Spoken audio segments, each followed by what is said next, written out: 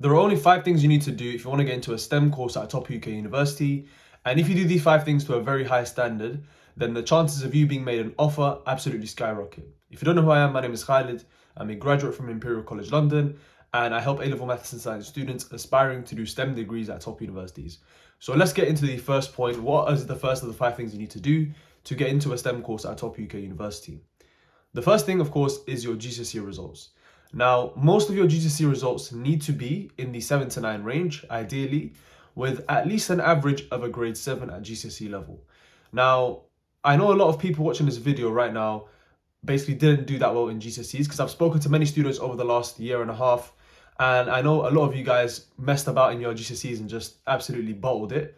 And that's perfectly fine, right? Because you at that age you were quite immature, right, when you're in year 11 and stuff, and now you've obviously realized that things are getting serious. Obviously you need to think about your future and stuff, and I understand that you might feel really bad that you can't really apply for a top university because your GCSEs are bad.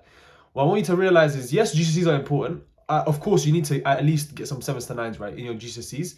However, it's not the end of the world if you don't have all 8s or 9s, right? If you have 7s, some 9s and some 6s, that should still be okay, as long as your 8s and 9s are in the maths and science GCSE subjects, hopefully.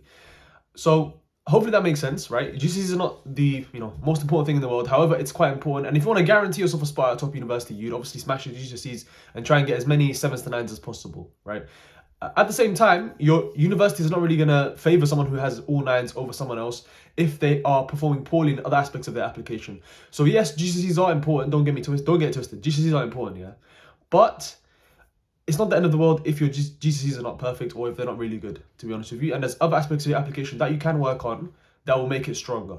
But if you're watching this video right now and you're in year 10, year 11, year 9, my advice to you would be work as hard as possible for your GCSEs and just try and get as many 7s to 9s as you possibly can. Try and get as many 8s and 9s as you can. It just helps to strengthen your application overall. However, don't just be reliant on that. Don't get complacent if you do get great GCSE results. Realize that your A-level predicted grades and other aspects of your application we're going to talk about later in this video are weighted more highly than your GCSEs. So yes, GCSEs are an important aspect of your application, but don't get too complacent with that and try your hardest in that. Okay, so hopefully that makes sense. It's quite a basic point to start off with, to be fair, but I want this to kind of help the students who didn't really do as well as they wanted in GCSEs, because I understand that you might feel bad about applying to a top university because you did bad at your GCSEs, and now you might be doing well in your A-levels and you're thinking, there's no way I can apply for a top university. But I want you to understand that you shouldn't feel held back by your GCSEs.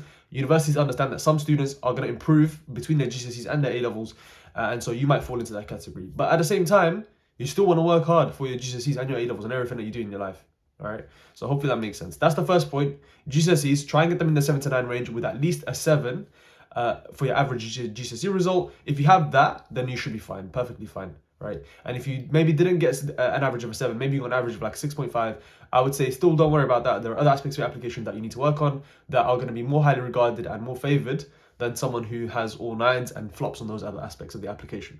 So hopefully that makes sense. That's the first point. Let's go on to the second point. Now, the second point is going to be, I want to talk about the personal statement, supercurricular stuff, right?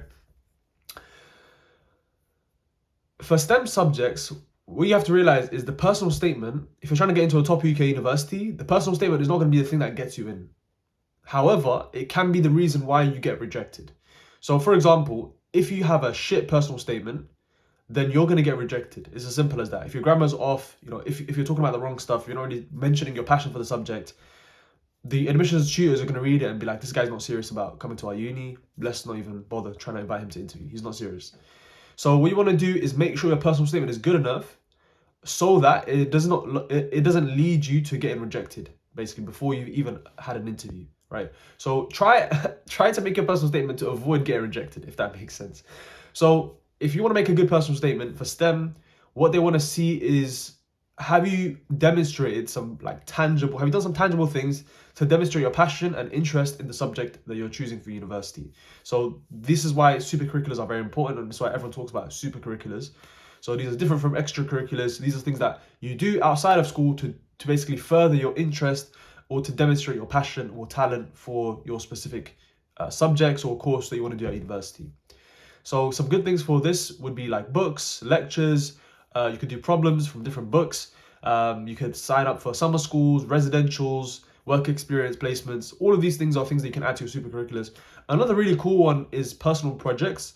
So if your course kind of allows you to like make a personal project, like for example, you're doing computer science, right, where you can make some sort of code, you can make a little game, etc., then I think a personal project would also be a good super curricular that you can do. I would say when you're doing your super curriculars, focus more on quality and not on quantity and making a massive list. It's much better for you to go deep than it is to go wide. And it's also good to link them together into a cohesive narrative when you write your personal statement. So for example, you could say, okay, I started off by solving problems from the senior maths challenge. Then I got interested in combinatorics and probability and all that stuff there because I found those problems the most interesting. And then I went and I read a book on this material, and then that led me to do X, Y, Z. So you kind of want to link it together into a nice story and just do things that you are personally like interested in and passionate about. And you will find the subject that you are most naturally inclined towards, right? Organically. You don't even have to force like your passion for the subject, right? If you just explore whatever you find interesting in maths and science outside of school, you will naturally come across similar topics, and you will naturally start to discover which sort of subject you want to study at university, which is pretty sick. So personal statement, the one to just wrap it up one more time, for STEM courses at top unis, personal statement is an important aspect of the application. However, it's not going to be the thing that gets you in. I think if you write it poorly, it's going to be the thing that gets you rejected. So make sure you have a decent personal statement and make that the reason why you don't get rejected, basically. Have a decent enough personal statement such that you don't get rejected. So hopefully that makes sense. Let's talk about the next aspect of the application, which is going to be your A-level predicted grades.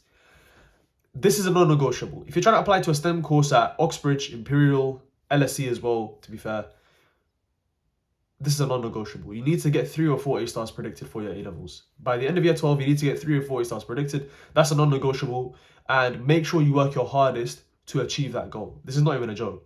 If you look at all of the application statistics for all of the previous years, for Cambridge, Imperial, whatever, right, check out this website called What Do They Know? Check out that website, and you can find a PDF where the universities publish their admission application statistics and detailed applicant data, right? So they'll kind of show all the applicants that applied, what kind of TMUA scores or ESAT scores or ENGAA scores they got in their admissions test, and also their A-level predicted grades, and also what subjects they did, right? If you look at all of the applicants, they all apply with 3 or 4 A-stars predicted. Some of them are 5 or 6 A-stars predicted as well. But you need to get at least 3 or 4 A-stars predicted. So if you're doing 3 A-levels, get 3 A-stars. If you're doing 4 A-levels, get 4 A-stars. A lot of people have asked me, should I do 3 or 4 A-levels? If you look at the data, applicants who do 3 A-levels and 4 A-levels both get offers. So it's not about the number of A-levels you're doing, it's about the quality of the applicant, right? And the quality of the applicant, of course, yes, it can be demonstrated through the predicted grades. However, it's very easy to understand the quality of the applicant from the admissions test and the interview. So those 2 parts of the application process are the most important parts, to be honest with you. But if you're interested in doing 4, I did 4 myself, right? I did maths, further maths, chemistry, physics. I got 2 A-stars and 2 A's. So you can do 4 if you want, right? I would say do 4 if you are kind of interested in multiple subjects, or you're not sure what you want to do at university. I think that is the reason why you probably want to do 4. But if you're 100% sure that you want to go down a specific road or a specific pathway, like you want to just do maths at uni or physics at uni, I honestly think that doing 3 A-levels and then going deeper outside of school onto those 3 A-levels is probably going to be better for your application than just doing 4 A-levels. Yes, you're probably going to learn more. It's probably going to be a better and more enriching 6th form experience if you do 4 A-levels, right? But don't feel like, oh, I have to do 4 if I want to get into Oxbridge, right? I know a lot of people think that, and I think I thought that as well when I was in my A-levels. Like I thought that I had to do 4 A-levels to get an offer, but that's not necessarily the case. It does depend on what specific course you want to apply for, however, because like I've heard, engineering at Cambridge, like if you look at their website, they do say that, okay, 4 A-levels kind of demonstrate someone that has a good work ethic, etc. So yes, people might be tempted to do 4 A-levels in that case, but you have to realize that some other aspects of your application are going to be weaker if you do 4 A-levels. It also might be harder for you to meet your final offer because you might end up with 1 A-star and 3 A's instead of 2 A-stars and 2 A's. So there might be a lot of problems that kind of come in if you are doing 4 A-levels. If you are struggling to currently achieve like your predicted grades, like let's say you're struggling in school to achieve 3 or 4 A-stars right now, if you're watching this video, I want you to understand this. The only reason why you're not getting 3 or 4 A-stars is because your strategy for studying is off. That's literally it. You have unlimited information on the internet. You have YouTube, you have ChatGPT, you have Reddit, you have so many free things on the internet, PMT, all that stuff there. If you're not getting 3 or 4 A stars predicted, and you're not currently getting 3 or 4 A stars in school, your strategy is off. You need to analyze how you're studying, what you're doing wrong, and if you want some more help on this, check out some other videos on my website, on my YouTube page. I'll be posting some more videos soon. I have one that I posted like last week, I think, about how to get an A star in A-level maths. Have a look at that video there. That's literally the full blueprint on how I would get an A star in A-level maths if I were to restart my A-levels. So if your strategy is off, then it's going to be very hard for you to actually get the 3 or 4 A stars. You're going to be working way too hard, spending way too much energy. So you need to tackle and fix your strategy. If you're not getting 3 or 4 A stars, realize that your strategy is off. Fix that first, and then you can focus on other aspects, of your studying process. Okay, so hopefully that makes sense. 3 or 4 A stars should be easy. It should be the easiest thing ever, honestly. Like, I mean, the thing is, right, when you go to uni, you realize how easy A levels are. But I don't want to sound like I'm taking the piss, but A levels are really easy. Like in terms of like the actual studying aspect and trying to get the A stars predicted, at least for predicted grades, it should be piss easy for everyone, to be honest with you. If you're moderately hardworking and you have a decent study strategy, you should be able to get 3 or 4 A stars predicted. So there's no excuses there. And if you think long term and you have a decent strategy for studying, you should be able to easily get 3 or 4 A stars at the end of year 12, at the end of year 13, sorry. So for me, the reason why I didn't get 4 A stars, I got 2 A stars and 2 A's. The reason why I didn't get 4 A stars was my strategy was horrible strategy. I just got by pure work ethic. So pure work ethic allowed me to actually get the 2 A stars and 2 A's. My strategy for studying was absolutely atrocious. I was just wasting so much time writing useless notes, all that stuff there. So if you're struggling to achieve 3 or 4 stars right now, and it's really hard for you to do so, analyze your strategy and fix that. That's the most important thing I would say regarding that. So that's it for this point here about the predicted grades. You have to get 3 or 4 stars predicted. Another one that's kind of important is the actual A-level combination that you're doing as well. So of course, you need to make sure that you have the right A-levels for your specific course. If you're applying for computer science or mathematics, you need to do maths and further maths, of course. I think that goes without saying. But yeah, make sure your subject combination is good. And that's basically it for your A-levels, right? So if you have those 3 or 4 stars predicted, that should be fine for the A-level side. So let's talk about the last 2 aspects of the application. And I think these 2 are the most important parts of the application, at least for me personally.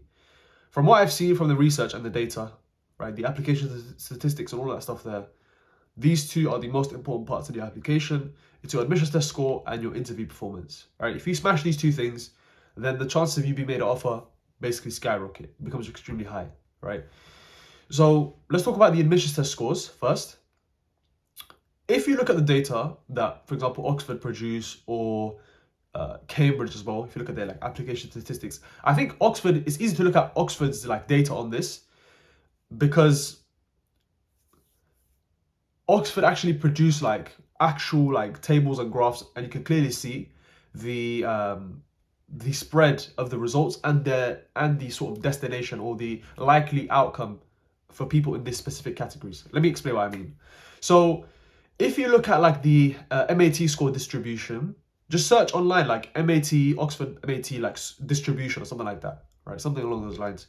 You'll see that they've kind of shown all of the applicants who get these results in the MAT, right?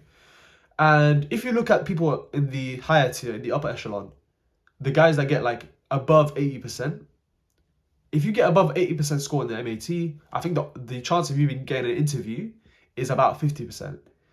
And if you get above a 90% score, the chance of you getting an offer is like 80% plus.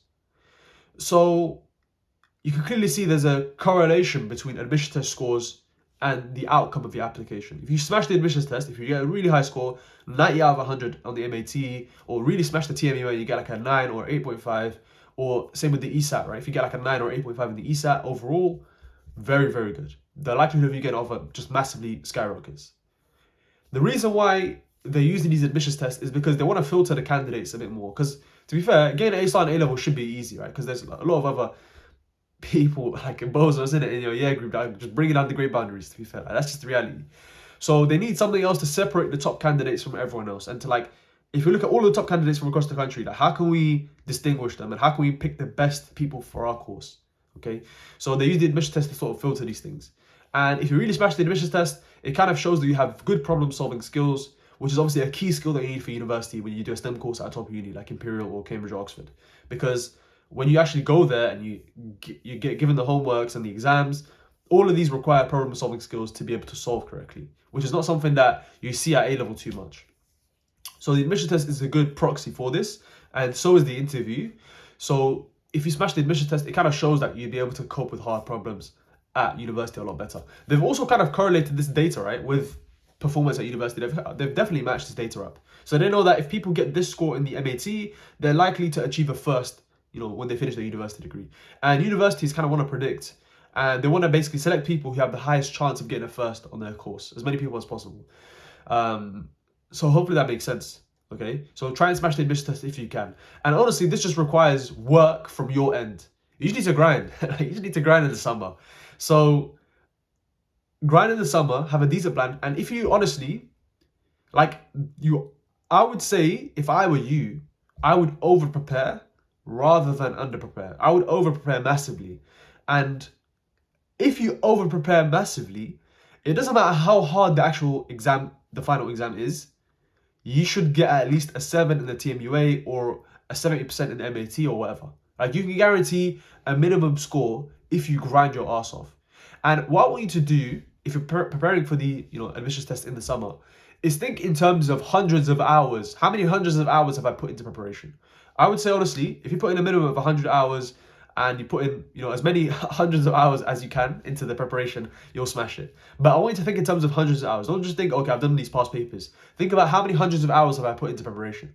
If you put in 500 hours of preparation from now until the summer, or until your admissions test date, you're going to smash it. You're just going to smash it. It's as simple as that. There's no way you can avoid destroying that exam, right? But you need to over-prepare significantly over-prepare, rather than under-prepare, because that's a very, very important aspect of your application. It's so much better for you to smash the admissions test than it is to have all 9s at GCSE, honestly. Like, you can have, if I were at university, I would rather take someone who smashed the admissions test and got a 9 in the TMUA over someone who got like a 3, who has all 9s. So imagine there's 2 applicants, right? One person has all 9s at GCSE, but they have like a 3 in the TMUA. Another person has, some 9s, some 8s, some 7s, some 6s, but they destroyed the TMUA. They get like a 9 or something like that. The applicant who has the 9 is way more attractive than the applicant who has the 3, even though they smashed their GCSEs, because it appears to us that this person here on the left, who has a poor TMUA, has weak problem-solving skills. They probably wouldn't be able to handle the course properly at university. This person here that has the 9, destroyed the admissions test, have good problem-solving skills, right? It might not be the case. It might just be because they practice so much. But during the practice, you're still going to be improving your skill anyways. So you are going to have good problem-solving skills by the end of your practice process. So hopefully this is making sense right now. But yeah, smash the admissions test, work as hard as possible. And also another tip I'd give you is, if you're watching this right now and you're in year 12, start working on problem solving each week. You don't necessarily have to do preparation now for your admissions test. I would say wait until the summer to do that. But there are some more problem solving stuff that you can do right now. Add that to your schedule on top of your current A-level work to improve your problem solving skills, so that when you get to the summer, it's easier for you to prepare for the admissions test. So for example, work through the STEP Foundation modules, work through the Isaac Physics questions, work through some UKMT questions from Senior Math Challenge or Kangaroo or the Maths Olympiad. Do as many problems as you can, right? There's a difference between problems and exercises. I want you to understand this. I think when I was in my A-levels, I didn't really understand this difference, but basically exercises are what you see in the textbook questions, or for example, some basic exam questions I would call as exercises. Exercises don't really require you to think too hard about the subject or about how to use the information that you already know. It's very clear in terms of what is required from you to do, and you just need to kind of execute the mechanics of the process. For example, if a question said differentiate x cubed, it's very easy for you to do that. It's just a one-step process. You don't have to think too much about it. There's not some hidden information there. But if another question asks you to simplify this very weird expression, which requires you to use like 3 or 4 ideas all at once, that is a problem. That requires you to think more creatively about how to use the ideas and to solve the question itself. So you want to work on questions like that, problem-solving questions. From the resources that I mentioned just now, for maths, I would say STEP questions and UKMT resources like the Senior Maths Challenge, Kangaroo, Olympiads, whatever. And then for science, I would recommend the Isaac Physics website and also the relevant Olympiads for whatever science it is you're studying. Hopefully that makes sense. So that's it for the admissions test stuff. smash that. Make sure you get a 9 in that if you can. The final thing is the interview. So if you've done well in the admissions test and you have a pretty good track record from your A-levels and your GCSEs, then they probably have a good feeling about your application. They believe that you probably have potential to do well on the course. So they'll invite you to interview to see how you deal with actual hard problems and concepts in a high pressure scenario, and to sort of replicate the tutorial system, right? So for Cambridge and Oxford, they have like tutorial system in terms of the way they teach. Imperial's a bit different. We don't really have like small group tutoring apart from like the first year, at least for my course, which was chemical engineering. But you still get interviewed for Imperial as well, and they'll ask you some problems in that interview as well. So with the interview, the key thing again they're looking for is, are you teachable and do you have good problem solving skills? Pretty much. That's all they care about. When you go to interview, they'll ask you tough questions. They want to see how you break it down and how you come up with the solution to the question. Again, they're not really that worried about you getting the right answer all the time, but they do want to see that you are, able to move forward on the problems, right, with some hints and stuff. But to be fair, you don't want to like flop on the first few problems. I'll be real with you. Like, you want to actually make sure you're getting some of the easy questions correct, because usually the interviews will start off with an easy question and then they'll build upon that and make it more difficult over time, or they'll give you an easy question, they'll give you a medium, and then maybe a hard to finish off. That's kind of how it goes, to be fair. So you want to basically solve some of these problems correct. At the same time, don't be too worried about solving everything correct. They mostly care about your thought process, right? They mostly care about how you break down the question, how you move forward on the problem itself. When I had my interview, they asked me like one question on my personal statement. Then the rest of it was all like maths and science, Fermi problems, you could say. Like those weird questions that require you to make assumptions and all that stuff there, right? One of my other students who had a Cambridge interview recently, he basically only got asked physics questions for his interview. And so in order to prepare for the interview, you should be practicing hard problems from the relevant subject that you're going to do at university. So if you're doing maths, focus on hard maths problems. If you're doing chemistry, hard chemistry problems. Chemical engineering, do a mixture of maths and chemistry. And hopefully you understand sort of what sort of problems might be asked in terms of the overall subject, and then just work on problems on that subject in the months leading up to your interview. So I would say start as early as possible for this. And that's why I say that you should have problem solving in your weekly schedule if you're in year 12. Don't just like delay this until like autumn of 2025. Make sure you're doing this throughout year 12, right? If you can, do it from the start of year 12, honestly. Like, that would help you massively, okay?